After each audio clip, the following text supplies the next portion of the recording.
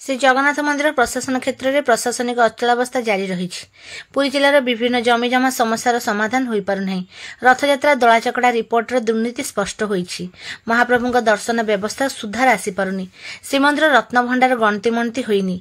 एणु आसंता एक मास मध्य एसबू समस्यार समाधान करने को कांग्रेस दाबी करिछि। मंगलवार जिला कार्यालय इंदिरा भवन में एक सांबादिक सम्मेलन कर कांग्रेस एही दाबी उपस्थापन करिछि।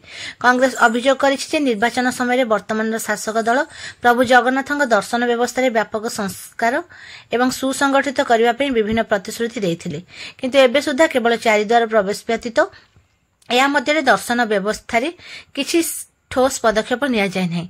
फल दर्शन अनेक अव्यवस्था देखा मिलुछि। एणु दर्शन व्यवस्था सुधारिबा सह पुरीवासी पई स्वतंत्र व्यवस्था करने को दल दाबी करिछि। रथयात्रा दलाचकटारे सरकार निज उपर दोष न नै तलिया अफिसरक मुंडरे अठा बोलिथिबा कांग्रेस अभियोग करिछि। एपरिक श्रीमंदिर मुख्य प्रशासक जे कि संपूर्ण व्यवस्थार तदारक दायित्व थिले तांको विरोध में किछि पदक्षेप नेबाको दाबी होईछि। सेभली पुरी रे जमीजमा समस्या वर्ष वर्ष धरि लागि रहितबा बेले केउठी व्यावसायिक संपत्ति को सागमाछ दर रे बिक्री निष्पत्ति निया जाउछि तो कोठी घरद्वार करी बसवास करुथुवा लोकंकु दखल रे उपयुक्त प्रमाणपत्र को चपाई दिया जाई बेंचमार्क दर रे किनिबा पई निर्देश दिया जाउछि।